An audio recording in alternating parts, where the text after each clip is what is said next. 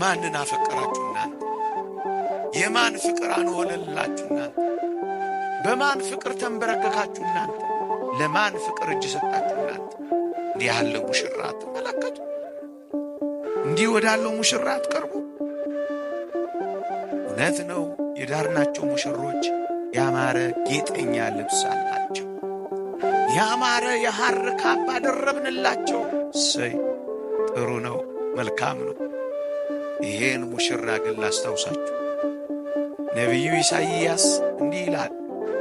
ከበላሶን አገር የመጣው ሰው እንዲህ ብዬ ጠየቅኩት ይላል። ልብስ ስለምን ቀላ ብዬ ጠየቅኩት ይላል። መልስ እሱም እንዲህ አለኝ ይላል። የወይን መጥመቂያውን ብቻዬን ረግጬዋለሁ፣ ልብሴም ላይ ተረጨብኝ አለኝ ይላል። በአጌጠ ልብስ ባማረ ልብስ አይደለም። ስለ እኔና ስለ እናንተ በራሱ ፈቃድ፣ በባህሪ አባቱ በአብ ፈቃድ፣ በመንፈስ ቅዱስ ፈቃድ ብቻውን የተሰቀለ ብቻውን የተተወ እንዲህ አይነት ሙሽራ አለ። በደም ባጌጠ ልብስ ስለኛ የተሞሸረ። ይሄንን ታዩ ዘንድ ውጡ። ማንን ነው የምታዩት? የማን ውበት አንበረከካችሁ? የማን ባለማይረግ ልብስ አጓጓችሁ? የአይን አምሮታችሁን የልብ ምኞታችሁን ከዚህ ሙሽራ አይናችሁን ወዴት ነቀላችሁት? እናንት ክርስቲያኖች በልቡ ደስታ ቀን፣ በቀራንዮ በሰርጉ ቀን ደም የተረጨውን እንዴ እሱን ታዩ ዘንድ ኑ ውጡ ነው የሚለው ወገኖቼ። እንዴ ገጻቸውን ከስር ከስር የሚያስውቡላቸው፣ ደም ግባታቸው እንዳይጠፋ በሜካፕ የሚያስውቧቸው ሙሽሮችን ድረናል፣ ኩለናል።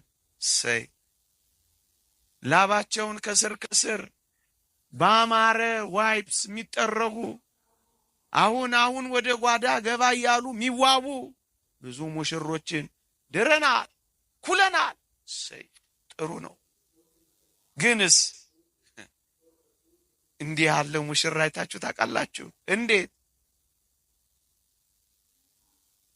ፊቱን የሚጠርግበት ሻሽ እንኳን የሌለው ሙሽራ አይታችሁ ታውቃላችሁ? ከአናቱ ላይ የሚፈሰው ደም አይኑን እየጋረደው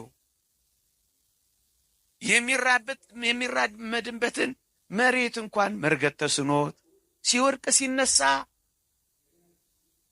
ፊቱ በደም ተጥለቅልቆ የሚያብስበት ሻሽ እንኳን አጥቶ በተውሶ ሻሽ ፊቱን የጠረገ እንዲህ አይነት ሙሽራ አፍቃሪ እንዳለን እናውቃለን።